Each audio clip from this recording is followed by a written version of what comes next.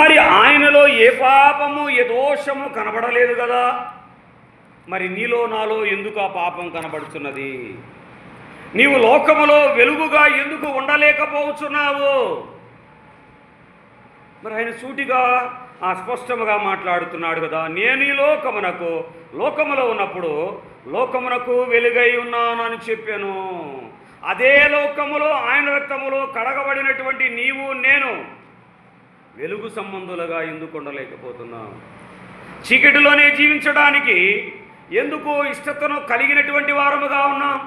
ఆయన లోకములోకి వెలుగైనప్పుడు ఆయన బిడ్డలమైన మనము కూడా వెలిగించబడేటువంటి వారముగా ఉండాలి. కానీ చీకటి సంబంధులుగా నీవు నేను ఉండకూడదు కదా. ఆయనను మనల్ని ఎందుకు పిలిచాడంటే ఆయన గుణాతిశయములను ప్రచురము చేయ నిమిత్తమే మనలను ఆయన ఏర్పరచుకున్నాడు. మన ఉద్దేశములను నెరవేర్చడానికో, మన ఆశలను తీర్చుకునడానికో, లేదా మనం ఒక ప్రత్యేకమైనటువంటి వారిగా లోకములో అనిపించుకున్నటకు మనల్ని ఆయన పిలవలేదు. కానీ ఆయన గుణాతిశయములను ప్రచురించడానికి, ఆయన జీవవాక్యములను నీవు నేను ప్రచురము చేయుటకు, ఆయన సత్య సువార్తను ప్రచురము చేయుటకే ఆయన మనల్ని ఏర్పరచుకున్నాడు. కొంతమంది ఈ సత్యాన్ని గ్రహించలేనటువంటి స్థితిలో ఉన్నారు. ఈ సత్యాన్ని మరుస్తున్నారు. కానీ మేమేదో వెళుతున్నాం ప్రార్థనకి, మేము బాప్తీసం తీసుకున్నాము, ప్రభు శరీరంలో ప్రభు రక్తములో పాలిభాగస్థులం అవుతున్నాం అనుకుంటున్నారు. కానీ మా వంటి నీతివంతులు లేరని అనుకుంటున్నాం. అది భ్రమ మాత్రమే అంటున్నాడు కదా. నీతిమంతుడు ఒక్కడనూ లేడని పరిశుద్ధ లేఖన గ్రంథంలో సెలవిస్తున్నారు కదా. మరి ఏ రీతిగా నీవు వెలిగించబడేటువంటి వాడవుగా ఉన్నావు? చూద్దాం. 3వ మాట చూడగలిగితే పేతురు భక్తకోటికి రాసినటువంటి మొదటి పత్రిక, పేతురు భక్తకోటికి రాసినటువంటి మొదటి పత్రికే 3వ అధ్యాయము వచనము 8వ వచనములో ఆ మాటను చూస్తే అక్కడ రాయబడినటువంటి మాట అంటున్నాడు చూడండి. తుదకు మీరందరూ ఏక మనసులై ఒకరి సుఖ దుఃఖములు ఎందో ఒకరు పాలుపడి సహోదర ప్రేమ గలవారిని కరుణాసిక్తులను వినయ మనస్కులై ఉండుడి. అప్పుడు మనం ఏం చేస్తామో ఆశీర్వాదించబడేటువంటి వారముగా ఉంటాం. ఒకరి ఏళ్ళ ఒకరి ప్రేమను అనురాగాన్ని కనబరుచుకునేటువంటి వారముగా ఉండాలి. సహోదర ప్రేమ సంఘాలలో ఈ దినాల్లో విచ్ఛిన్నమవుతున్నది. ఒకరంటే ఒకరికి గిట్టడం లేదు, ఒకరంటే ఒకరికి ప్రేమ అనురాగాలు లోపించి వారిని ఎత్తి చూపించడానికే ప్రయత్నం చేస్తున్నాం. నీ స్థితి నా స్థితి ఎలా ఉన్నది? నీ నడవడిక నా నడవడిక, నీ ఆత్మీయ స్థితి నా ఆత్మీయ స్థితి ఎలా ఉన్నది? నీవు నిజముగా సరిచేయబడినటువంటి వాడవగాను, నీవు నిజముగా ఉన్నతమైనటువంటి ప్రమాణపు విలువలు కలిగినటువంటి వాడవగా ఉంటే ఇతరులను నీవు హింసిస్తావా లేదా విమర్శించేటువంటి అటు లక్షణాలు నీలో నాలో కనబడతాయా? ఇక్కడ అంటున్నాడు చూడండి, తుదకు మీరందరూ ఏక మనసు గలవారై ఉండండి. ఏక మనసు గలై ఒకరి సుఖ దుఃఖములు, ఒకరికి ఏమన్నా సంఘములో బాధ వాటిల్లినప్పుడు వారిని పురికొల్పేటువంటి వారముగా ఉండాలి కదా. ఇదే కదా సువార్త, ఇదే కదా ఆదరించేటువంటి వారు. ఎందుకు ఏక మనసు కలిగినటువంటి వారముగా ఉండాలి? ఏక మనసు దేనికి సాదృశ్యముగా మనకు కనబడుచున్నదిగా మనము లేఖనములో ఒక మాటను జ్ఞాపకం చేసుకుని ముందుకు సాగేటువంటి వారముగా ఉందాం. అపోస్తలుడైనటువంటి పౌలు రోమీలకు రాసినటువంటి పత్రిక, అపోస్తలుడైనటువంటి పౌలు రోమీలకు రాసినటువంటి పత్రిక 12వ అధ్యాయం, అపోస్తలుడైనటువంటి పౌలు రోమీలకు రాసినటువంటి పత్రిక 12వ అధ్యాయము వచనము 16లో అంటున్నాడు చూడండి. 12:16లో ఆ మాటను చూద్దాం. అక్కడ అంటున్నాడు, ఏడ్చువారితో ఏడవుడి, ఒకరితో ఒకడు మనస్సు కలిగి ఉండుడి. హెచ్చు వాటి యందు మనసుంచక తగ్గించు వాటి యందు ఆసక్తులై ఉండండి. హెచ్చించువాడు నిన్ను అనేకులు హెచ్చించి ఏం చేస్తారు? కింద పడవేయడానికి ప్రయత్నం చేస్తారు. నీవు దేనిలో హెచ్చించబడాలి? నిన్ను ఎవరు హెచ్చించబడాలి? జీవము కలిగినటువంటి దేవుడు నిన్ను హెచ్చించాలి. అప్పుడు నీవు హెచ్చించబడతావు. మనుషుల మెప్పుల ద్వారా నీవు హెచ్చించబడేటువంటి వాడవుగా ఉండకూడదు. ఒకరి సుఖములో, ఒకరి సుఖ దుఃఖములో నీవు కూడా దుఃఖించేటువంటి వాడవుగా ఉండాలి. ఎట్లా దుఃఖించాలి? లోకానుసారమైనటువంటి దుఃఖము కాదు, కానీ కన్నీటితో నీవు అతని పట్ల ప్రార్థనానుభవం కలిగినటువంటి వారుగా ఉండాలి. అయా, నీ చిత్తమైతే నీ బిడ్డ ఈ కష్టాల్లో నుంచి నువ్వు విడిపించని వారితో ఏకముఖముగా దుఃఖించేటువంటి వారముగా ఉండాలి. అది దుఃఖం. లోకానుసారమైనటువంటి దుఃఖము కాదు, కానీ అట్టి దుఃఖములో నీవు నేను ఉండేటువంటి వారముగా ఉండాలి. ఇక్కడ ఆశీర్వదించబడాలంటే ఏమన్నాడు? తొదక మీరందరూ ఏక మనసులై ఒకరి సుఖ దుఃఖములందు ఒకరు పాలుపడి సహోదర ప్రేమ వారిని నిజముగా ఆదరించగలుగుతున్నామా? ఒకరి కష్టాలు ఉన్నప్పుడు మనము ఆదరించగలుగుతున్నాం. ఎలా ఆదరించాలంటాడు? కరుణాసిత్తులుగా వినయ మనసుకులై ఉండి ఆశీర్వాదమునకు వారసులగుటకు మీరు పిలువబడుతురు కనుక కీడుకు ప్రతి కీడైనను దోషణకు ప్రతి దోషమైనను చేయక దీవించండి. మనం ఇతరులను నిందించేటువంటి వారముగా ఉండకూడదు. ఇతరులను దూషించేటువంటి వారుగా ఉండకూడదు. ఎలా ఉండాలి? కీడుకు ప్రతి కీడు చేయకుండా వారి పట్ల మనము ప్రేమను కనబర్చేటువంటి వారముగా ఉండాలి. మొదటి మాట స్వార్థను ప్రకటించాలి. రెండవది వెలిగించబడుటకు ఆయన మనలను పిలిచాడు. మూడవది ఆయన మనలను ఆశీర్వదించడానికి ఆయన పిలిచినటువంటి వాడుగా ఉన్నాడు. నాలుగవ చూడగలిగితే పేతురు భక్తకోటికి రాసినటువంటి మొదటి పత్రిక 4వ అధ్యాయము వచనము మొదటి వచనములు అంటున్నాడు. చూడండి, క్రీస్తు శరీర విషయములలో శ్రమపడినను గనుక మీరును అట్టి మనస్సును ఆయుధముగా ధరించుకొనండి. ఏమైనా కొద్ది శ్రమలు కానీ వాటిల్లితే నేను బహుగా శ్రమించబడుచున్నాను, నేను దేవుని నమ్మడం వల్లే ఈ శ్రమలు నాకు కలుగుతున్నాయని నేను ఎన్నడూ కూడా అనుకునేటువంటి వారముగా ఉండకూడదు. ఆయన మన కొరకు, మన పాపముల కొరకు ఆయన కలువరి శిలువలో అనేక శ్రమలను భరించినటువంటి వాడుగా ఉన్నాడు. నీవు శ్రమలు పడాలి, నలగొట్టబడాలి, ఇదిగో అనేకులు దూషించాలి, అవన్నీ కూడా ఆయన ఆశీర్వచనముగా మలిచేటువంటి వాడుగా ఉన్నాడు.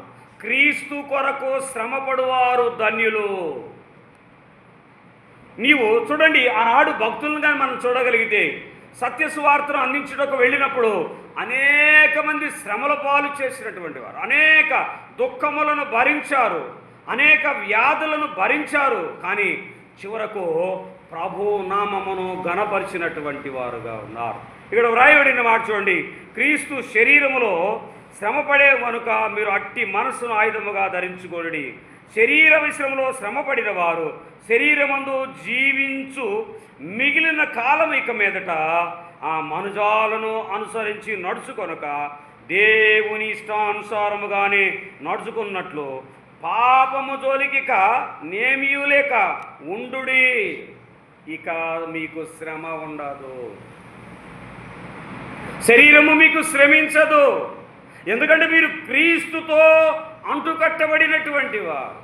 క్రీస్తు మీ శ్రమల నుంచి మిమ్మలను విడిపించేటువంటి వాడుగా ఉన్నాడు. మరి ఎట్టి జీవితము నేను కోరుకుంటున్నటువంటి వారముగా ఉన్నాం.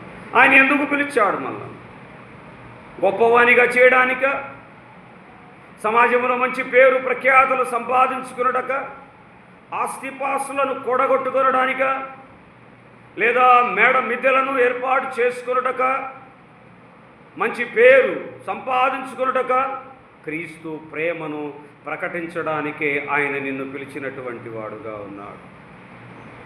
ఆ సత్యమైనటువంటి మాటలను నశించిపోవచ్చున్నటువంటి వారికి వినిపించి పురికొల్పేటువంటి బాధ్యతను నీకు అనుగ్రహించినటువంటి వాడుగా ఉన్నాడు. నీవు ఏమి గ్రహిస్తున్నావు? ఎలాగా నీవు శ్రమలు పొందినప్పుడు నీవు ఎలా ఉంటున్నావు? కృంగిపోతున్నటువంటి వాడుగా ఉన్నావేమో. శ్రమలను నీవు అధిగమించాలి. ప్రార్థనా శక్తి ద్వారా నీవు మరలా బలమును పొందుకొని ఏం చేయాలి? స్వార్థను ప్రకటించడానికి నీవు ఒక తీర్మానం చేసుకున్నటువంటి వాడవుగా ఉండాలి. ఐదవదిగా చూడగలిగితే ఆయన ఎందుకు పిలిచాడంటే నిత్య మహిమలోనికి తీసుకువెళ్ళుటకు మనల్ని పిలిచినటువంటి వాడుగా ఉన్నాడు. పేతురు భక్తుడికి రాసినటువంటి మొదటి పత్రిక 5వ అధ్యాయము వచనము 10వ వచనంలో అంటున్నాడు చూడండి. 10వ వచనము, తన నిత్య మహిమకు క్రీస్తునందు మిమ్మును పిలిచిన సర్వకృపానియగు దేవుడు కొంచెము కాలము మీరు శ్రమపడిన పిమ్మట తానే మిమ్మును పూర్ణులుగాను చేసి స్థిరపరిచి బలపరిచేటువంటి వాడుగా ఉన్నాడు. మనము కష్టాలు, సుఖాలు, దుఃఖాలలో మనము పాలిభాగస్థులము కావాలి. మనల్ని ఆయనే శ్రమలకు అప్పగిస్తున్నాడు. యోబును శ్రమలకు అప్పగించాడు, రెండింతలుగా ఆశీర్వదించినటువంటి వాడుగా ఉన్నాడు. యోసేపు శ్రమల పాలయ్యాడు, రెండింతలుగా ఆశీర్వదించబడ్డాడు. ఐగుప్తు దేశంలోనే ప్రధానమంత్రిగా నియమించబడినటువంటి వాడు. మోషే శ్రమల పాలయ్యాడు, వేచాడు, ప్రలాపించాడు. దేవుని చిత్తానుసారముగా తన బిడ్డలను ఐగుప్తు దేశంలో నుంచి కనాను దేశంలోనికి నడిపించాడు. యెహోషువ శ్రమలు పొందాడు, అనేక యుద్ధములను జయించి దేవుని చిత్తానుసారము జయించినటువంటి వాడుగా ఉన్నాడు. శ్రమలు పడుటకు నీవు నేను ఇష్టత కలిగినటువంటి వారముగా ఉన్నామా? సుఖాలు కొరకే ప్రాకులాడుచున్నటువంటి వారముగా ఉన్నామా? క్రీస్తు స్వార్థ అంటే అనేక శ్రమలను ఓర్చుకొని నేర్చుకొని నడవగలిగేటువంటి ఆ కృపలో నీవు నేను ఎప్పుడైతే వర్ధిల్లుటకు ఇష్టత కలిగినటువంటి వారముగా ఉంటామో ఆయన నిన్ను నిత్య మహిమలోనికి తీసుకొని వెళ్ళేటువంటి వాడుగా ఉన్నాడు.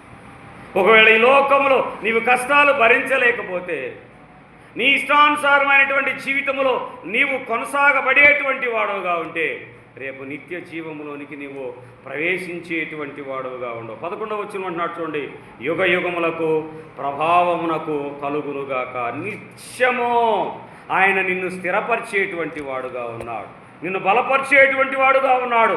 నీవు నేను బలపడుటకు ఇష్టత కలిగినటువంటి వారముగా ఉన్నామా? ఇష్టత కలిగినటువంటి వారముగా లేమా? నీవు నేను ఒక తీర్మానం చేసుకునేటువంటి వారముగా ఉందాం. దీని వివరణలోకి వెళదాం. మనము ఇప్పటి వరకు ఆయన ఎందుకు పిలిచాడో ఒక 5 మాటలు మనం చూసుకున్నాం. వివరణలోనికి వెళదాము. ఆయన వెలుగులో ఉన్నటువంటి అనుభవాలను మనము కొన్నిటిని జ్ఞాపకం చేసుకుందాం. ఆ అపోస్తలుడైనటువంటి పౌలు ఎఫెసీయులకు రాసినటువంటి పత్రిక 5వ అధ్యాయం. అపోస్తలుడైనటువంటి పౌలు ఎఫెసీయులకు రాసినటువంటి పత్రిక 5వ అధ్యాయము వచనము 8వ వచనములో చూద్దాం అన్నమాట. మనం ఎలా ఉన్నాం? మీరు పూర్వము అందు చీకటే ఉంటిరి, ఇప్పుడైతే ప్రభువునందు మీరు ఏమన్నారు? వెలుగై ఉన్నారు. చూడండి, మనం పూర్వం ఎలా ఉన్నామంటే చీకటిలో ఉన్నాం, అంధకార సంబంధమైనటువంటి క్రియలలో పాలిభాగస్థులమైనటువంటి వారముగా ఉన్నాం. లోకానుసారమైనటువంటి జీవితంలో నీవు నేను కొట్టిమిట్టాడుచున్నటువంటి వారముగా ఉన్నాం. నిజముగా ఇంకనూ నీవు నేను చీకటిలో ఉన్నామా? ఏంటండి, మేము రక్షించబడ్డాం, ఆరాధన చేస్తున్నాం, మేము ఎలా చీకటిలో ఉన్నాం? నా ఆజ్ఞలు, నా కట్టడలను నీవు యథావిధిగా నెరవేర్చగలుగుతున్నావా? నెరవేర్చకపోతే పూర్వపు స్థితే. ఒకవేళ నీవు రక్షించబడినా, ఆరాధన చేస్తున్నా, నీ ఇష్టానుసారమైనటువంటి జీవితము నీవు కలిగినటువంటి వాడవగా ఉంటే నీవు చీకటిలో ఉన్నటువంటి వాడవే. నీవు ఎవరి చిత్తానుసారముగా నడవాలంటే ప్రభు అయినటువంటి యేసు క్రీస్తు యొక్క చిత్తములో నీవు నేను నడిపించబడేటువంటి వారముగా, అది వెలుగు సంబంధులుగా ఉన్నటువంటి వారముగా ఉన్నాం.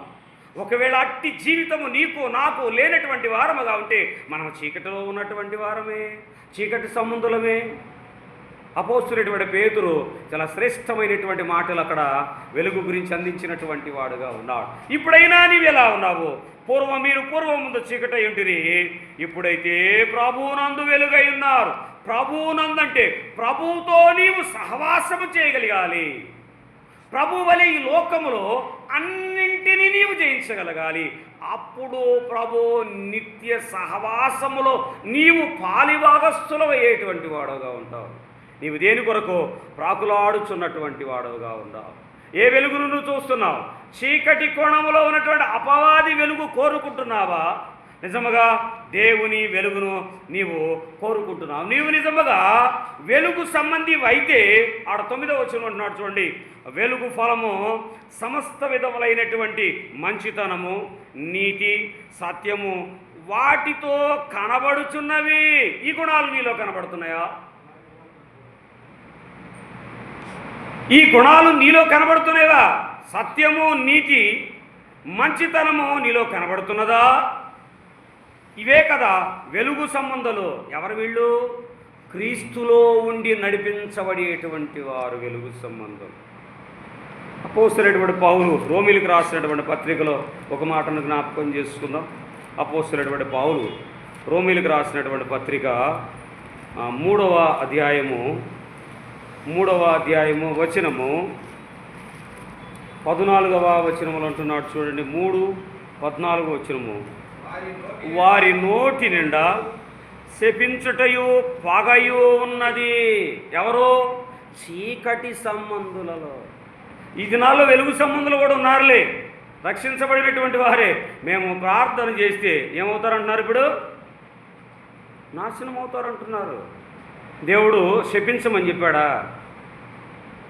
ఆశీర్వదించమని చెప్పాడు, కానీ శపించమని ఎవరికి చెప్పలేదు. కొంతమంది భయభ్రాంతులను చేస్తున్నారు. జాగ్రత్త, ఆ శాప వచనమే నీకే వర్తిస్తుంది. వారి నోటి నిండా ఏముండకూడదు? ఇప్పుడు నోటి నిండా ఏముండకూడదు? శపించుటయు పగ ఉండకూడదు. ఒకవేళ నువ్వు పగ ఉంటే ఎంతవరకు ఉండాలి? సూర్యాస్తమయం వరకే నీకు పగ ఉండాలి. తర్వాత నీ విడిచాడు. ఆయన కోపము నిమిషము మాత్రమే ఉన్నది ఆయనకి. మరి ఆయన ఎరిగినటువంటి నీవు పొద్దు అస్తమానం పగను ఎందుకు పెంచుకుంటున్నావు? నీ నోట శాపవచనాలు ఉండకూడదు. ఎలా ఉండాలంటే దీవించబడేటువంటి వాడవగా ఉండాలి. ఆడంటున్నాడు కదా, తీతుకు రాసినటువంటి పత్రికలో ఒక మాటను జ్ఞాపకం చేసుకుందాం. తీతుకు రాసినటువంటి పత్రిక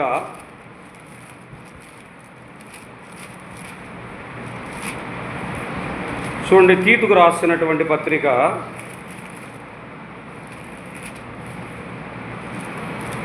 2వ అధ్యాయము,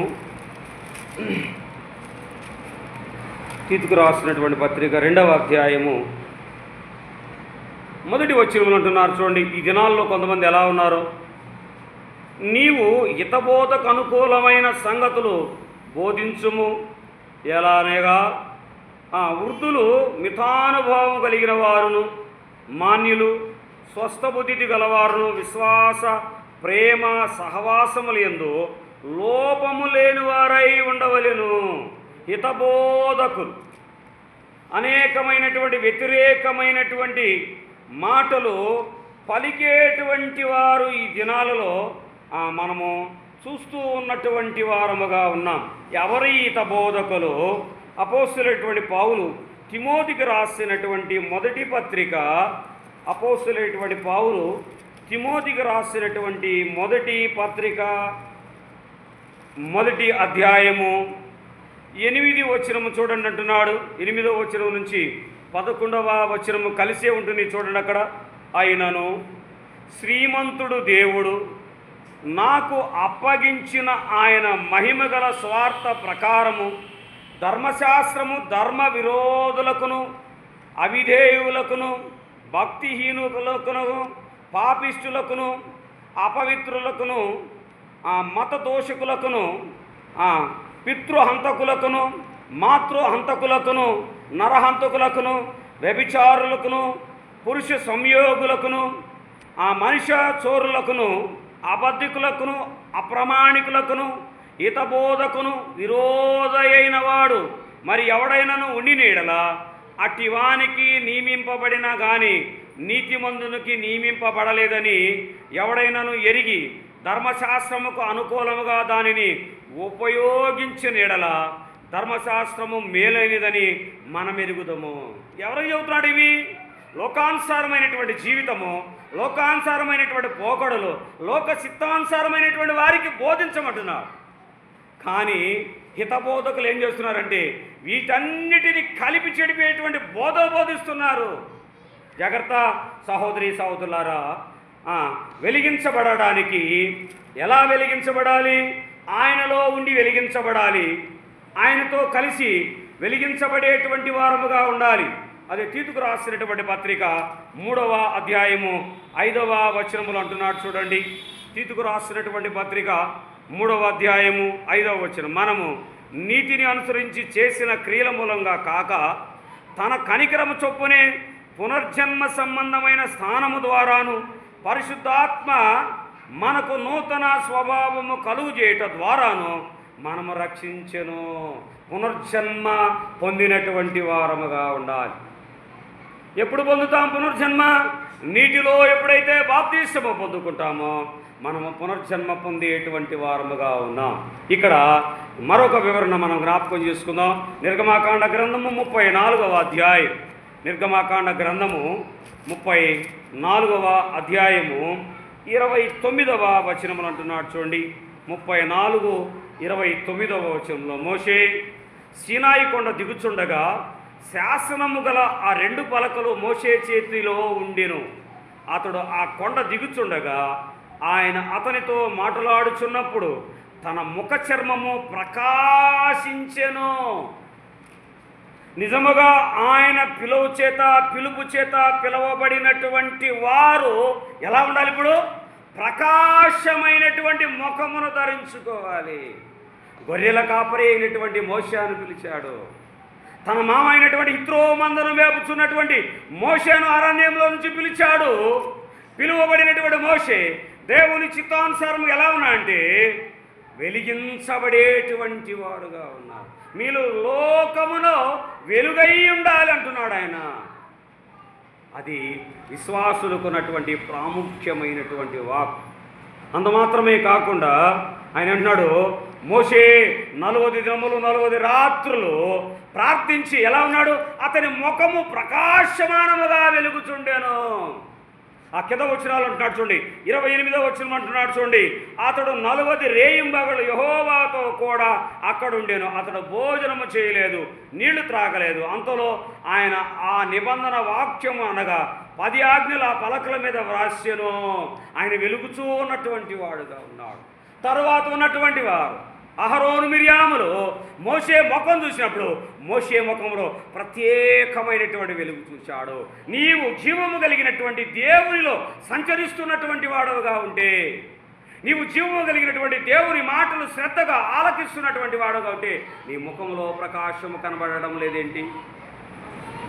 నీవు దినదినమా ప్రవర్తమానత్వము పొందుకొని నొల్లనటువంటి వాడుగా ఉన్నావేంటి? సహోదరి సహోదరులారా, నీవు కూడా వెలుగు సంబంధులుగానే ఉండాలి కదా. మార్కు సువార్త చూడండి, 1వ అధ్యాయం, మార్కు సువార్త 1వ అధ్యాయము, మార్కు సువార్త 1వ అధ్యాయము, మార్కు సువార్త 1వ అధ్యాయము వచనము 35లో చూడండి. ఆ మాట అంటున్నాడు, వచనము 35, ఇంకా చాలా రాత్రి ఉండగా ఆయన పెందల కాడనే లేచి బయలుదేరి అరణ్య ప్రదేశమునకు వెళ్ళి అక్కడ ప్రార్థన చేయుచుండెను. నీ ముఖము వెలగాలంటే నీలో ఏముండాలి? ఇప్పుడు ప్రార్థన ఉండాలి. ప్రార్థనను నీవు పొందుకునేటువంటి వారుగా ఉండాలి. అట్టి ప్రార్థన అనుభవం నీలో ఉన్నదా? లూకాసు వార్త 6వ అధ్యాయం, లూకాసు వార్త 6వ అధ్యాయము వచనము 12లో అంటున్నాడు చూడండి,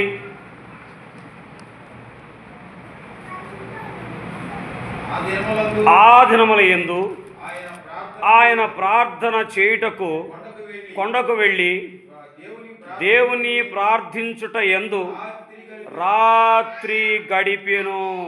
ప్రార్థనలో రేయింబవళ్ళు గడిపేటువంటి అనుభవం.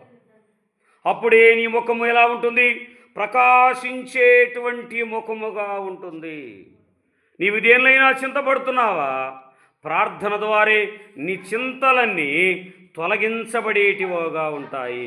రెండవదిగా చూడగలిగితే మత్తయి సువార్త 17వ అధ్యాయం, మత్తయి సువార్త 17వ అధ్యాయము వచనము 2వ వచనములు అంటున్నాడు చూడండి, ఆయన ముఖము సూర్యుని వలె ప్రకాశించెను, ఆయన వస్త్రములు సూర్యుని కాంతి వలె తెల్లవాయెను. ఆయన ముఖం ఎలా ఉంది ఇప్పుడు? సూర్యుని కాంతి వలె ప్రకాశించుచున్నది. నీవెవరినైనా వెలిగించగలుగుతున్నావా? నీ ముఖం ఎలా ఉన్నది? అందుకంటున్నాడు కదా, ఎవడైనాను తన ముఖమును సహజ అద్దములో చూసుకోవాలి. నేను ఉన్నతమైనటువంటి వాడవని నీవు నేను చెప్పుకుంటే ఎట్టి ప్రయోజనం ఉండదు. కానీ తన ముఖమును సహజ అద్దం అంటే మనసుతో తన్ను తాను పరీక్షించుకుంటే, నేను ఉత్తముడునా? నేను వెలిగించబడేటువంటి వాడుగా ఉన్నానా? చీకటి సంబంధిగా ఉన్నాను? నీవు నేను అవగాహన చేసుకునేటువంటి వారముగా ఉన్నాం. రూపాంతర కొండ మీద మోషే ముఖం ఎలా ఉన్నదంటే ప్రకాశమానముగా సూర్యుని వలె వెలుగుచున్నది. రెండవదిగా చూడగలిగితే అదే 17వ అధ్యాయము 5వ వచనంలో కూడా అంటున్నాడు చూడండి.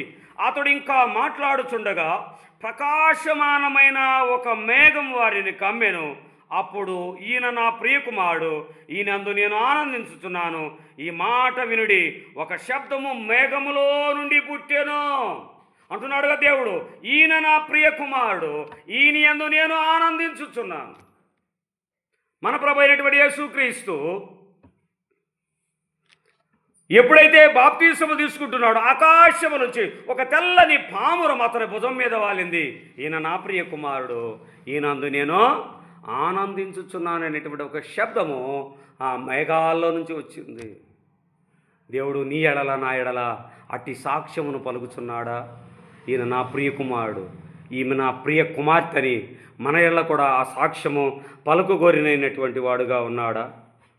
మాటలాడుచున్నప్పుడు ఈయన నా ప్రియకుమారుడని ఆయనే పలికినటువంటి వాడుగా ఉన్నాడు. యోహాను సువార్త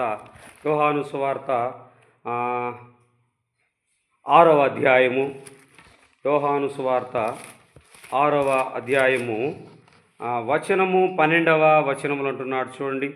6:12లో వారు తృప్తిగా తినిన తరువాత ఏమియూ నష్టపడకుండా మిగిలిన ముక్కలు పోగు చేయుటను తన శిష్యులతో చెప్పాను. విడిచివేచేటువంటి వారముగా ఉండకూడదు. మూడవదిగా చూడగలిగితే ప్రత్యేకించబడేటువంటి వారముగా ఉండాలి. ఎందులో ప్రత్యేకత ఉండాలి? యోహాను సువార్త 5వ అధ్యాయము 35వ వచనములు అంటున్నాడు చూడండి. యోహాను సువార్త 5వ అధ్యాయము వచనము 35వ వచనం. అతడు ప్రజ్వరిల్లుచు ప్రకాశించుచున్న దీపమై ఉండెను. మీరతని వెలుగులో ఉండి కొంతకాలం ఆనందించుటకు ఇష్టపడితిరి. ఆయన ప్రకాశమానమైనటువంటి వెలుగులో ఉన్నాడు. ఆ వెలుగులో మనమందరము కూడా ఏమవ్వాలి? ఆనందించబడేటువంటి వారు, ఆయనతో కూడా నడవబడేటువంటి వారు, ఆయనలో ఉండి మనము ఆనందము కలిగినటువంటి వారముగా ఉండేటువంటి వారముగా ఉండాలి. ఎలా ఉన్నావు? ఆనందములో ఉన్నావా? చీకటిలోనే ఇంకను నీవు నేను కొట్టుమిట్టాడుచున్నటువంటి వారముగా ఉన్నామా? లూకాసు వార్త 1వ అధ్యాయము, లూకాసు వార్త 1వ అధ్యాయము వచనము 80వ వచనం. లూకాసు వార్త 1వ అధ్యాయము వచనము 80వ వచనం. శిశువు ఎదిగి ఆత్మయందు బలము పొంది ఇశ్రాయేలులకు ప్రత్యక్షమగు దినముల వరకు అరణ్యములోనే ఉండెను. చూడండి, నీవు ఎట్టి బలమును నీవు నేను పొందుకున్నటకు ఇష్టపడుచున్నటువంటి వారముగా ఉన్నాం. రాణైనటువంటి ఎస్తేరులో ఉన్నటువంటి తీర్మానం నీలో నాలో ఉన్నదా? యూదులు మొత్తం కూడా 70 సంవత్సరాలు చెరకు పోవాలని అక్కడ ఉన్నటువంటి యాజకులు తీర్మానం చేసినప్పుడు తన పినతండ్రి అయినటువంటి మొర్దుకై ఎప్పుడైతే ఆ మాటలు దేవుని శక్తి చారా గ్రహించి ఎస్తేరుకి తెలియజేసినప్పుడు ఉపవాసం ఉండి ప్రార్థన చేసి తన జనులను ఆమె విడిపించుకుంది, ఆశీర్వచనముగా మార్చుకున్నదిగా మనం చూస్తున్నటువంటి వారముగా ఉన్నాం. చివరిగా చూడగలిగితే నింపబడుతున్నావా వెలుగుతో? వెలుగుతో నీవు నింపబడుతున్నావా? వెలుగుతో నీవు నడిపించబడుతున్నావా? అపోస్తుల కార్యాల గ్రంథము 6వ అధ్యాయం, అపోస్తుల కార్యాల గ్రంథము 6వ అధ్యాయము వచనము 15వ వచనములో అంటున్నాడు చూడండి ఆ మాటను. అపోస్తుల కార్యాల గ్రంథము 6వ అధ్యాయము వచనము 15వ వచనము, సభలో కూర్చున్న వారందరూ అతని వైపు తేరి చూడగా అతని ముఖము దేవతా ముఖము వలె వారికి కనబడెను. నీవు ప్రత్యేకించబడినటువంటి వాడుగా ఉండాలి. నీ ముఖము ప్రకాశమానముగా ఉండాలి. నీవు దేవునితో అనుదినము ప్రార్థన అనుభవంలో ఉండగలగాలి. అప్పుడు నీ ముఖము వెలిగించబడుతుంది, ఆయన కృపతో నింపబడేదిగా ఉంటుంది. అట్టి వెలుగును నీవు నేను కోరుకుంటున్నామా? అట్లా నింపబడాలని, వెలిగించబడాలని నీవు నేను ఆశ కలిగినటువంటి వారముగా ఉన్నామా? సహోదరి సహోదరులారా, ఈ మధ్యాహ్న కాల సమయంలో దేవుని లేఖన గ్రంథంలో శ్రేష్టమైనటువంటి మాటలు వింటున్నాం, మంచిది. కానీ నీ హృదయం నా హృదయం ఎలా ఉన్నది? ఈ మధ్యాహ్న కాల సమయంలో ఒకసారి పరిశీలించుకుందాం, పరీక్షించుకొని ముందుకు సాగేటువంటి వారముగా ఉందాం. చివరి మాట చూద్దాం. న్యాయాధిపతుల గ్రంథము 13వ అధ్యాయం, న్యాయాధిపతుల గ్రంథము 13వ అధ్యాయము వచనము 6వ వచనములు అంటున్నాడు. చూడండి, న్యాయాధిపతుల గ్రంథము 13వ అధ్యాయము వచనము 6. ఆ స్త్రీ తన పెనిమిటి యొద్దకు వచ్చి, దైవజనుడొకడు నా ఇంటి యొద్దకు వచ్చెను, అతని రూపము దేవత రూపమును పోలినదై మిక్కిలి భీకరముగా ఉండెను. అతడు ఎక్కడి నుంచి వచ్చునో నేను ఎరగలేదు, అతడు తన పేరు నాతో చెప్పలేదు. చూడండి, దైవజనుని యొక్క ముఖం ఎలా ఉండాలి? ఇప్పుడు వెలుగుచూ ఉండేటువంటి వాదిగా ఉండాలి. మరి ఆ రీతిగా నీవు నేను వెలిగించుటకు, ఆశీర్వదించుటకు, శ్రమలు పొందుటకు, నిత్య మహిమలో చేర్చబడేటువంటి వారముగా ఉండాలని ప్రభు పేరిట ఈ మాటలు తెలియపరుస్తున్నటువంటి వాడుగా ఉన్నాను. దేవుడి కొద్ది మాటలు